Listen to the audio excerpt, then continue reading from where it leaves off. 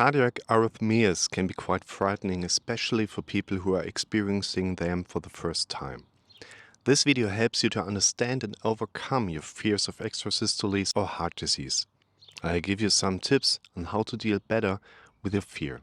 So let's have a look at Vier's current situation. His name is Burko and he has a lot of extrasystoles for more than a year. His long-term ECG detected 8,000 and he can feel that they are all really happening every day. But his heart was examined and he's fine. Besides, Burko has been under a lot of stress for a long time and has noticed the occurrence of those extrasystoles at the same time. Various doctors told him that his heart is healthy and that he does not have to worry. But that is easy to say, so Burko tried to collect information about extrasystoles on the internet. That's where he read that you can die of sudden cardiac arrest if you suffer from extrasystoles. Naturally, this made his fears worse. In addition, he also has this vertigo for which no cause could be found either.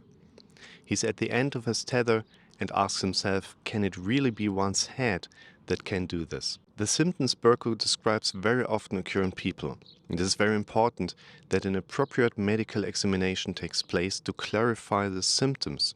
From his description, one can say that there is a predisposition to panic, not an actual panic disorder that has any relevance as a disease, but the condition that forms the basis of any panic disorder, which is that you experience a fairly high level of stress on a daily basis. And this can make everyday life quite difficult. After all, a high level of stress hormones can lead to a wide range of symptoms. Typically, there is an increase in pulse and respiratory rate, which can lead to latent hyperventilation. As a result, the oxygen supply to the brain is slightly reduced. While this condition is not dangerous and a perfectly normal reaction of our body and mind, it can lead to very unpleasant symptoms. People usually feel dizzy, dazed and panicky. The person concerned has been well checked up by a doctor, so that for his case we can say, most likely, this is a condition caused by the increased level of stress hormones that, over time, can also induce symptoms such as dizziness and trigger states of unrest. Some people affected may experience panic attacks, while others tend to experience rather diffuse anxiety. And stress is still a major factor in the development of the extrasystoles. It is often a variety of factors in a person's life that contribute to a certain sensitivity to such symptoms. That is, that a person is more prone to such sensations than someone else. Causes often include factors from other areas, such as being unhappy in one's job or even separation anxiety. Which is far more important than external factors, however, are those stressful and negative thoughts that you experience yourself, and which cannot be seen or understood from the outside. What images do you see in front of your inner eye? What does your mind say to you? Often, as an outsider, you can only guess what is going on in a person's head.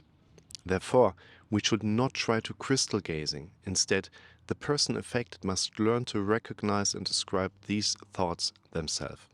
The physical symptoms the person concerned describes here are a characteristic stress reaction.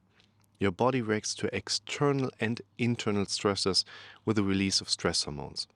Just by thinking about dangerous things, your body consequently releases stress hormones. Increased introspection also plays an important role in the detection of extrasystoles. This means that a person focuses and listens more attentively to their body talk and notices disturbing symptoms more quickly. The perception threshold is set rather low, so that they simply tend to perceive certain things more quickly. And if you have been medically checked and no other illnesses were diagnosed, then it is most likely that right now you have trained yourself to be able to detect your extrasystoles. You have learned over time, so to speak, to give the extrasystoles a certain degree of attention within your own perception. And even if 8,000 extrasystoles happen a day in a person, they are not relevant from a medical point of view if you are not diagnosed with any heart disease. You don't have to worry then. That doctor's statement that you needn't be afraid is Of course, easier said than done. But I can assure you, we have managed to train our perception to detect extrasystoles, then we will also be able to direct our focus towards other things and thus reduce the symptoms.